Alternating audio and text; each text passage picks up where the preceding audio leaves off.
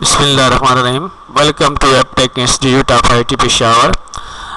ई commerce का जो class है उसके अंदर जो हम टॉपिक डिस्कस कर रहे हैं वो हम इंटरनेट और वेब टेक्नोलॉजी के जो टर्म्स हैं, टर्मिनोलॉजीज़ हैं, वो हम डिस्कस कर रहे हैं।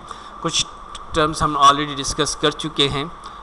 3 टर्म्स हम ऑलरेडी डिस्कस कर चुके हैं लास्ट वीडियो के अंदर। वर्ल्ड वाइड वेब हमने डिस्कस किया था, URL किसे कहते हैं, वेब सर्वर किसे कहा जाता है। 3 और हमारे पास हैं, इसको हम डिस्कस कर लेते हैं। इसमें हम सबसे पहले डिस्कस करते हैं वेब पेज किसे कहा जाता है। देखिए, अगर आप MS वर्ड में काम कर रहे हैं तो MS वर्ड के अंदर जो डॉक्यूमेंट है, उस MS वर्ड की जो फाइल है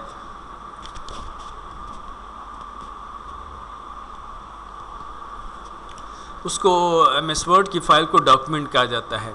जबकि एक्सेल में आप जब काम करते हैं, उसको सेव करते हैं, तो एक्सेल की जो फाइल है उसको बुक कहा जाता है।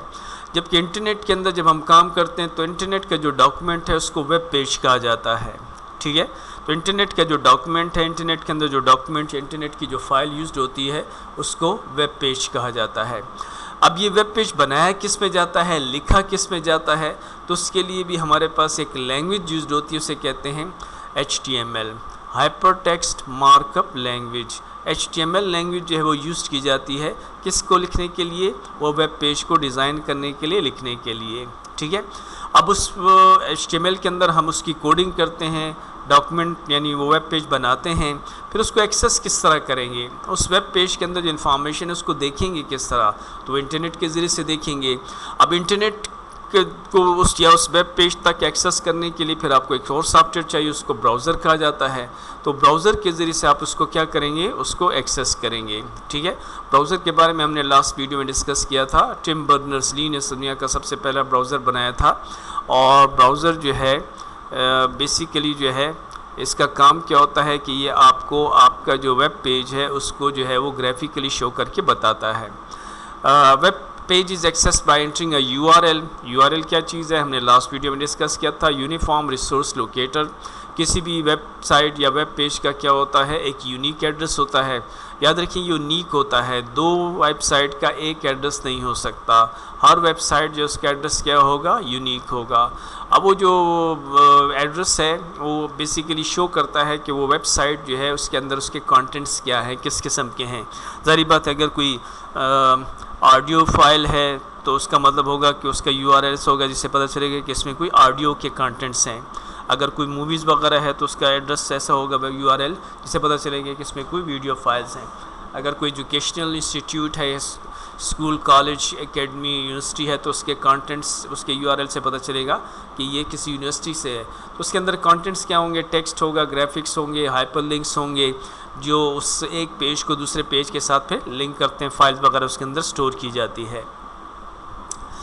नेक्स्ट आता है हमारे पास क्या कि HTML किसे कहा जाता है।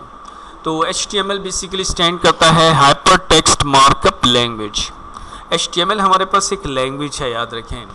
और लैंग्वेज में हम क्या करते हैं, प्रोग्रामिंग करते हैं, प्रोग्राम बनाते हैं, सॉफ्टवेयर बनाते हैं, ऐप्स बनाई जाती हैं। तो HTML भी हमारे पास एक लैंग्वेज है, लेकिन हर लैंग्वेज का कोई ना कोई फंक्शन होता है कि आप उसको कहाँ पर यूज़ करेंगे, किस काम करने के लिए उसको यूज़ करेंगे। तो HTML जो है उसका मेन मकसद क्या है, वेब पेज डिज़ाइन करने के लिए हम उसको यूज़ करते हैं।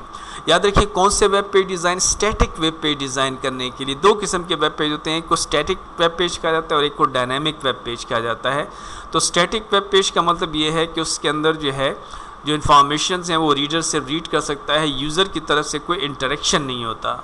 और अगर यूज़र की तरफ से कोई इंटरेक्शन भी हो तो फिर उसको DHTML कहा जाता है। डायनामिक HTML जो है उसको कहा जाता है जिसमें यूज़र की तरफ से इंटरेक्शन भी हो, यूज़र कोई डेटा वगैरह, इन्फॉर्मेशन वगैरह उसमें एंटर कर सकते हैं। तो HTML हमारे पास एक स्टैंडर्ड मार्कअप लैंग्वेज है, किसके लिए हम यूज़ करते हैं, वेब पेज डिज़ाइन करने के लिए यूज़ करते हैं। वेब पेजेस जो है वो बेसिकली HTML के जो पेजेस हैं उसके जो बिल्डिंग ब्लॉक्स हैं वो क्या है, वो टैग्स हैं। टैग्स की मदद से जो वेब पेज बनाया जाता है।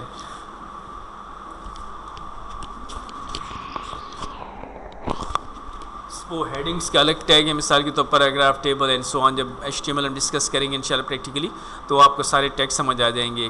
Browser do not display the HTML tags. जब आप उस पेज को बना लेंगे, सेव कर लेंगे, आप जब उसको ओपन करेंगे तो वो वेब पेज आपका किस में ओपन होगा? ब्राउज़र में ओपन होगा। तो ब्राउज़र आपको टैग्स शो नहीं करेगा, बल्कि उसका जो आउटपुट होगा, जो उसके पेज के जो कंटेंट्स होंगे, जो आपने वेब पेज डिज़ाइन किया है जिस चीज़ के लिए, वो आपको शो करके बताएगा कि उसके अंदर क्या क्या इंफॉर्मेशन मौजूद है। वेब ब्राउज़र किसे कहा जाता है? अब web browser are simply browser. ये हमारे पास क्या है? कि एप्लीकेशन है, सॉफ्टवेयर है जो हम यूज़ करते हैं किसके लिए? To access and view website. किसी भी वेबसाइट को एक्सेस करने के लिए, उसको व्यू करने के लिए। एक्सेस का मतलब है किसी वेबसाइट तक पहुंचना, और व्यू का मतलब है कि उसके अंदर जो भी इंफॉर्मेशन हैं उसको अपने क्या करना चाहते हैं? देखना चाहते हैं। कॉमन ब्राउज़र्स हमारे पास जो है वो माइक्रोसॉफ्ट इंटरनेट एक्सप्लोरर है, माइक्रोसॉफ्ट का है, गूगल क्रोम है, मोज़िला फायरफॉक्स है, एप्पल सफारी है। दुनिया का सबसे ब्राउज़र जो है वो मोज़ेक के नाम से टिम बर्नर-ली ने 1989 के अंदर उसको डेवलप किया था। मेन फंक्शन क्या है ब्राउज़र का? कि आपके जो HTML की जो कोडिंग है, HTML का जो डॉक्यूमेंट है, HTML की जो फाइल है, वो आप कहाँ पर ओपन करेंगे, किस तरह देखेंगे?